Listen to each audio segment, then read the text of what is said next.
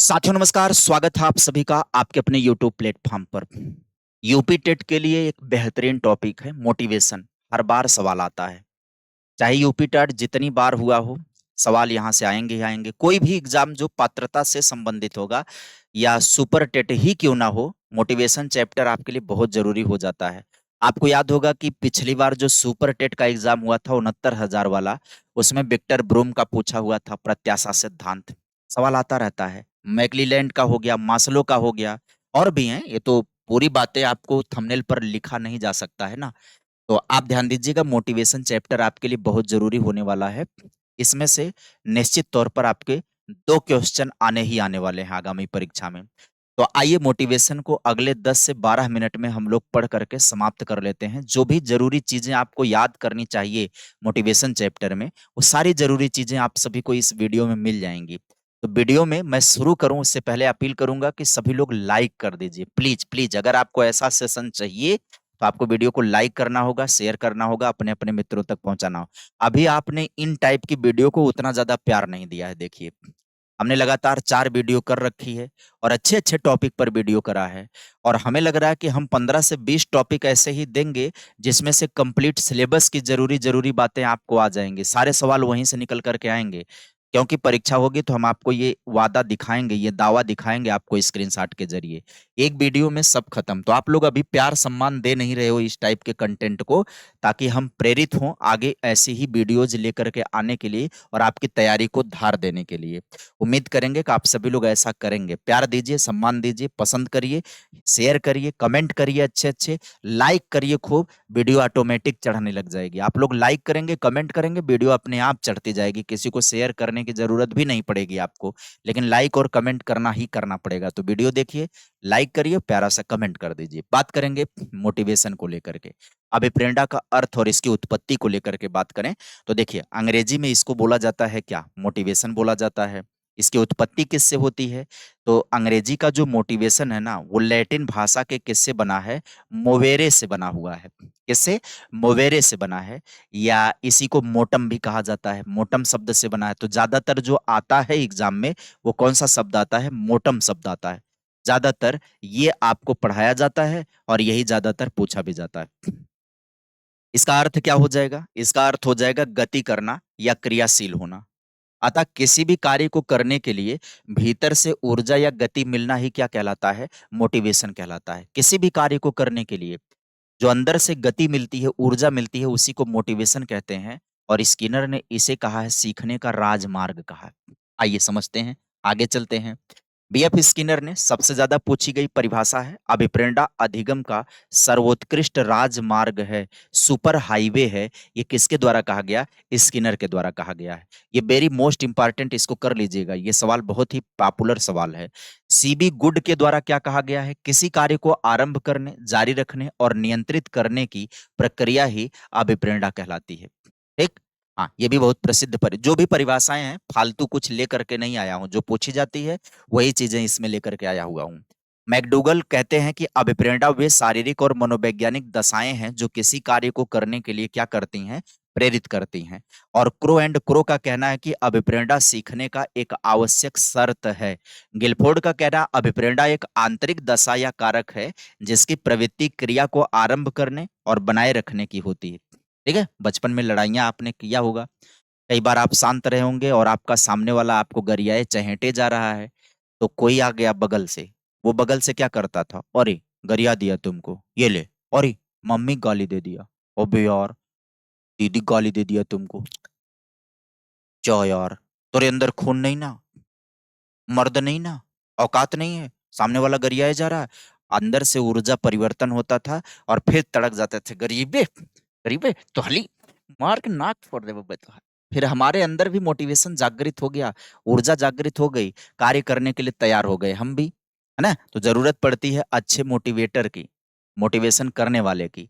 वैसे अभिप्रेरणा के प्रकार की बात करें तो मूलतः 2 प्रकार की होती है ये। एक सकारात्मक या आंतरिक अभिप्रेरणा होती है, एक नकारात्मक या बाह्य अभिप्रेरणा होती है। अब आप कहेंगे सर, बाह्य अभिप्रेरणा नकारात्मक है क्या? इस सेंस में है ना, जो जबरदस्त, जो जो कार्य करने के लिए बाध्य कर दे, वो सकारात्मक होगी। अब देखिए आंतरिक में, जब बालक किसी कार्य को अपनी स्वयं की इच्छा, रुचि, आनंद के लिए करता है, तो यह अधिगम के लिए सर्वश्रेष्ठ माना जाता है। हमेशा ध्यान दीजिएगा, शौक के लिए किताब पढ़ना, है ना? आनंद के लिए कोई काम करना, रुचि के लिए कोई काम करना, जिज्ञासा के लिए कोई काम करना, संतुष्टि के लिए कोई काम करना, मास्टरी प्राप्त कर लेना, दक्षता प्राप्त करने के लिए कोई कार्य करना, ये आंतरिक अभिप्रेरणा के अंतर्गत आता है। पूछा जाता है कि निम्न में से कौन आंतरिक प्रेरणा है, कौन बाह्य प्रेरणा है? बाहरी प्रेरणा, जब बालक किसी कार्य को स्वयं की इच्छा से ना करके बाहरी दबाव, पुरस्कार, दंड या प्रशंसा के लिए करता है, तो बाहरी अभिप्रेरणा है। पिता के डर से टॉफी मिलने के लालच में पढ़ाई करना, ये बाह्य प्रेरणा के अंतर्गत आता है। अभिप्रेरणा के तत्व या चक्र की बात करें, तो अभिप्रेरणा मुख्य रूप से 3 तत्व या 4 चरण होते हैं। इसके सूत्र होता है यम बराबर एन प्लस डी प्लस आई, यानी मोटिवेशन, नीड, ड्राइव, इंसेंटिव। इनको आप ध्यान रखिएगा, इनका चक्र कैसे चलता है। सबसे पहले आवश्यकता होती है। जब शरीर में किसी चीज की कमी या अति हो जाती है, तो आवश्यकता उत्पन्न होती है। जैसे शरीर में पानी की कमी होना।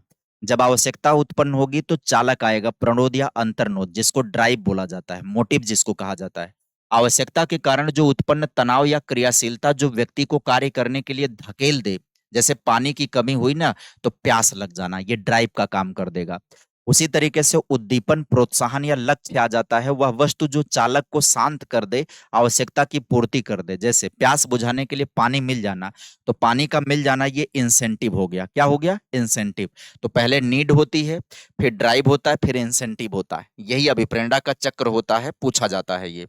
अभिप्रेरकों के वर्गीकरण कर लीजिए, वेरी मोस्ट इंपॉर्टेंट, इसको कर लीजिए। किसने कितना बताया अभिप्रेरक? अब्राहम मैस्लो के अनुसार 2 प्रकार का होता है। एक जन्मजात अभिप्रेरक होता है, एक अर्जित होता है। जन्मजात कौन सा होता है? जो जन्म के साथ जात यानी पैदा हुआ है, जो जन्म से मौजूद है, जैसे भूख, प्यास, काम। अर्जित कौन है? जो समाज और वातावरण से सीखे जाते हैं, जैसे रुचि, आदत, प्रतिष्ठा, सम्मान। तो अब्राहम मैस्लो ने 2 प्रकार का बताया, जन्मजात और अर्जित बताया। थॉमसन ने 2 प्रकार का बताया, स्वाभाविक और कृत्रिम बताया है। स्वाभाविक में खेल, सुझाव, अनुकरण, जो स्वभाव में होता है। जो स्वभाव में होता है वही स्वाभाविक होता है। किसी को सुझाव देना, खेलना। कृत्रिम कौन सा होता है? पुरस्कार, दंड व प्रशंसा जो बाहर से दिए जाते हैं, वो कृत्रिम होते हैं। गैरेट ने 3 प्रकार का बताया है। गैरेट ने कितने प्रकार का बताया? 3 प्रकार का। कौन कौन सा? जैविक, बायोलॉजिकल, भूख, प्यास और क्रोध। मनोवैज्ञानिक, प्रेम, दुख, भय। ये कौन से होते हैं? मनोवैज्ञानिक। सामाजिक में प्रतिष्ठा, सुरक्षा और सम्मान। सबसे ज्यादा आपका अब्राहम मैस्लो का पूछा जाता है, याद रखिएगा। आगे बढ़िएगा। यहाँ पर अभिप्रेरणा के प्रमुख सिद्धांतों की बात करें, जो सवाल आते रहते हैं, तो अभिप्रेरणा के प्रमुख सिद्धांतों में मास्लो का आवश्यकता का पदानुक्रम सिद्धांत आता है। अब्राहम मैस्लो ने इसे 1954 में प्रतिपादित किया था। उपनाम इसका होता है मांग का सिद्धांत या स्व यथार्थीकरण का, सेल्फ एक्चुअलाइजेशन का सिद्धांत होता है। इसमें 5 चरण जो हैं क्रम से नीचे से ऊपर बताए गए हैं। 5 चरण बताए गए हैं, 1 2 3 4 5 चरण बताए गए हैं। पहले में शारीरिक आवश्यकताएं होती हैं, है ना, जो फिजियोलॉजिकल होता है, जैसे भूख, प्यास, नींद, जो सबसे निम्न स्तर का मोटिवेशन होता है। उसके बाद दूसरा होता है सुरक्षा की आवश्यकता, शारीरिक और आर्थिक सुरक्षा की आवश्यकता, ये दूसरा। इसके बाद एक तीसरे की बात करें तो प्रेम, स्नेह और संबंध की आवश्यकता। नंबरिंग थोड़ा सा मिस्टेक हो गया है, इस बात का ध्यान दीजिएगा, है ना, कोई बात नहीं है। स्नेह, प्रेम, संबंध की आवश्यकता, लव, बिलोंगिंग, है ना, परिवार, दोस्त, समाज बनाना। चौथा होता है सम्मान की आवश्यकता, पहचान, रुतबा और आत्मसम्मान बनाना। आत्म सिद्धि की आवश्यकता में अपनी अधिकतम क्षमता को प्राप्त करना सबसे उच्च स्तर है। यहाँ बहुत कम लोग पहुंच पाते हैं। सेल्फ एक्चुअलाइजेशन हो जाता है, व्यक्ति का मन और मस्तिष्क एक दिशा में होकर कार्य करने लगता है। हम जीवन में ऐसे ही काम करते हैं, हालांकि आज के डेट में लोग ऐसे काम नहीं करते हैं। रोटी, कपड़ा, मकान हमारी प्राथमिक जरूरत होती है ना, रोटी, कपड़ा, मकान प्राथमिक जरूरत होती है। लेकिन रोटी, कपड़ा, मकान से पहले लोग पहुंच जा रहे हैं कहाँ? बाबू सोना जादू टोना के लिए बनाने के लिए। तो हायरार्की में हम ऊपर कूद जा रहे हैं। हम हायरार्की में चल नहीं रहे हैं आवश्यकताओं के हिसाब से। रोटी, कपड़ा, मकान की व्यवस्था हुई नहीं, बाबू सोना की व्यवस्था कर लेंगे, तो फिर मान सम्मान और आत्मसिद्धि कहाँ से प्राप्त होगा? फिलहाल ये अब्राहम मैस्लो का हो गया। उपलब्धि अभिप्रेरणा का सिद्धांत किसने दिया है? उपलब्धि अभिप्रेरणा का सिद्धांत डेविड मैकलीलैंड ने दिया है और जॉन एटिकिंसन ने दिया है। फैक्ट इसका समझिए, व्यक्ति को किसी भी कार्य की श्रेष्ठता के साथ करने और सफलता प्राप्त करने की जो आंतरिक चाह होती है, उसी को उपलब्धि अभिप्रेरणा कहते हैं। कि व्यक्ति अपने क्षेत्र में सर्वोच्च होना चाहता है, अच्छा उत्तम बनना चाहता है। यह उपलब्धि प्रेरणा का सिद्धांत है। प्रत्याशा का सिद्धांत विक्टर ब्रूम के द्वारा दिया गया है। यह बताता है कि व्यक्ति किसी काम को करने के लिए तभी प्रेरित होता है जब उसे यह प्रत्याशा यानी उम्मीद होती है कि उसके प्रयास कोई सार्थक परिणाम निकलेगा, तभी व्यक्ति मोटिवेट होता है। और द्विकारक सिद्धांत किसके द्वारा दिया गया है? फ्रेडरिक हर्जबर्ग के द्वारा दिया गया है। ध्यान दीजिए, बुद्धि का द्विकारक स्पीयरमैन ने दिया, लेकिन मोटिवेशन का द्विकारक सिद्धांत टू फैक्टर थ्योरी जो है फ्रेडरिक हर्जबर्ग ने दिया है। इसमें एक कारक इन्होंने बताया आरोग्य या स्वच्छता का कारक, और दूसरा अभिप्रेरक कारक बताया है, जैसे प्रमोशन और सम्मान का। आगे बढ़िएगा, अगले सिद्धांत पर चले। मूल प्रवृत्ति का सिद्धांत मैकडूगल ने दिया। 14 मूल प्रवृत्तियां ही प्रेरक का काम करती हैं, है ना। चालक न्यूनता, आवश्यकता, अवकलन, ये क्लार्क लियोनार्ड हल का सिद्धांत है ना। कि ड्राइव ही सब कुछ होता है, जितनी ज्यादा वो ड्राइव उत्पन्न होगी, चालक उत्पन्न होगा, मोटिवेशन उतना तगड़ा काम करेगा। मतलब जितना तगड़ा प्यास लगेगा, पानी की तलाश उतने तेज करेंगे। मनोविश्लेषण सिद्धांत में सिगमंड फ्रायड ने इरोस और थनैटास बताया, यानी जीवन मूल प्रवृत्ति और मृत्यु मूल प्रवृत्ति व्यक्ति को कार्य करने के लिए प्रेरित करते हैं। प्रोत्साहन का सिद्धांत किसका है? बोल्स व काफमैन का सिद्धांत है। ज्यादातर जो परीक्षाओं में सिद्धांत का नाम ही पूछा जाता है ना, ज्यादातर सिद्धांत का नाम ही पूछा जाता है, इस बात का ध्यान दीजिएगा। अभिप्रेरणा के कुछ अन्य महत्वपूर्ण सिद्धांत में यक्स और वाई का सिद्धांत किसके द्वारा दिया गया है? डगलस मैकग्रेगर के द्वारा। यह अभिप्रेरणा का बहुत प्रसिद्ध सिद्धांत है ना। यक्स और वाई सिद्धांत, यक्स सिद्धांत नकारात्मक होता है, वाई सिद्धांत सकारात्मक होता है। यह मानता है कि मनुष्य स्वभाव से आलसी होता है और बिना डर या डंडे के काम नहीं करता है, ये यक्स सिद्धांत कहता है। वाई सिद्धांत कहता है कि मनुष्य स्वभाव से परिश्रमी होता है और अपनी जिम्मेदारी समझकर खुद आंतरिक रूप से काम करने के लिए प्रेरित होता है। आगे बढ़िएगा, अगले सिद्धांत पर जाइएगा तो कह रहा है GERG सिद्धांत, यानी ERG सिद्धांत। इस पर आ जाइएगा। ERG सिद्धांत किसने दिया है? क्लेंटन एल्डरफर ने दिया है। किसने? क्लेंटन एल्डरफर ने दिया है। फैक्ट ये है कि इन्होंने मास्लो की 5 आवश्यकताओं को 3 भागों में समेट दिया था। शारीरिक और सुरक्षा की आवश्यकता एक कर दिया, अस्तित्व के लिए। सामाजिक और प्रेम की जरूरत को संबंधिता के लिए कह दिया, और ग्रोथ और विकास में सम्मान और आत्मसिद्धि को शामिल कर दिया। तो ERG का सिद्धांत इसने कर दिया।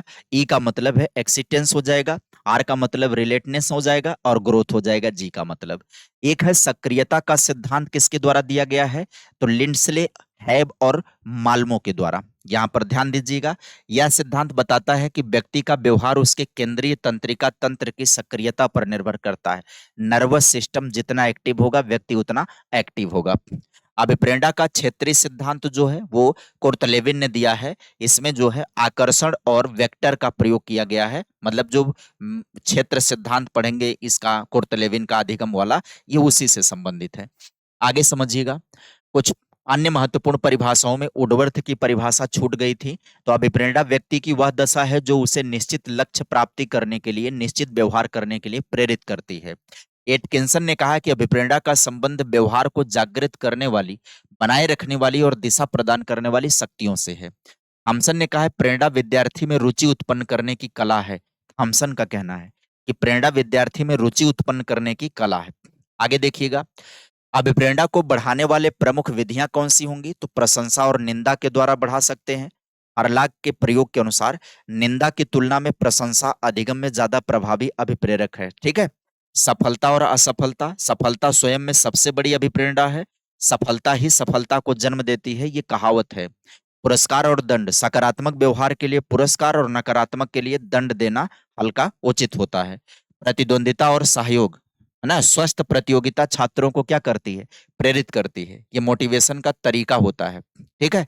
एक बहुत ही महत्वपूर्ण यूपी टेट का जो फैक्ट है, आवश्यकता, नीड और अंतर्नोद में अंतर आप समझ लीजिएगा। देखिए, शरीर में पानी की कमी होना क्या होता है? आवश्यकता होती है। और पानी की कमी के कारण गला सूखना और बेचैनी होना यानी प्यास लगना, इसको ड्राइव कहा जाता है। इसको क्या कहा जाता है? अंतर्नोद कहा जाता है। तो व्यक्ति पानी की कमी के कारण काम नहीं करता है, बल्कि उस कमी से जो उत्पन्न होने वाला तनाव है, प्यास है, उसके कारण काम करता है। इसलिए चालक ही क्रिया का असली कारण है। यही तो क्लार्क लियोनार्ड हल ने अपने सिद्धांत में बताया है। उन्होंने कहा कि चालक ही असली जिम्मेदार है काम को करने के लिए, बाकी कोई चीज नीड नहीं है। नीड काम करने के लिए जिम्मेदार नहीं है। कई बार नीड होती है, लेकिन उससे हम तनाव में नहीं आते हैं। लेकिन एक समय के बाद नीड ना तनाव पैदा कर देती है। प्यास, आपको पता लग जाता है कि प्यास लगी है, पानी चाहिए आपके शरीर को, लेकिन वो इतना ज्यादा तनाव नहीं पैदा कर रहा है कि आप बाध्य हो जाएं पानी पीने के लिए। लेकिन एक कंडीशन पर वो इतना ज्यादा तनाव पैदा कर देगा, गला सूखने लगेगा, पानी पानी आप मांगने लगेंगे, छटपटाने लगेंगे, तब आपको पानी की जरूरत पड़ेगी। तो ड्राइव काम करवाता है, नीड नहीं काम करवाता है। तो उम्मीद करेंगे कि आप सभी को मोटिवेशन में जितनी भी बातें जो परीक्षा उपयोगी हो सकती हैं, वो सारी बातें समेट करके हमने आपको 15 मिनट की क्लास में उपलब्ध करा दिया। अगर आपको पूरा क्लास देख करके नोट्स बना लेंगे तो मोटिवेशन चैप्टर आपका कंप्लीट है, ये समझ जाइए। कोई भी सवाल आपका यहाँ से बाहर नहीं निकलने वाला है। ऐसी ही वीडियो के लिए आपको चैनल पर बने रहना होगा। चैनल को सब्सक्राइब कर लीजिए, और अंत में फिर से कह दूंगा, वीडियो को लाइक करके कमेंट किया करिए। वीडियो अपने आप रन करेगी और हमारा मोटिवेशन बढ़ने की जरूरत है। हमारा मोटिवेशन बढ़ेगा तो हम इस तरीके का कंटेंट आप सभी को और बेहतर और विस्तार से लेकर के आएंगे। आज के लिए इतना ही। Bye bye, take care, thank you.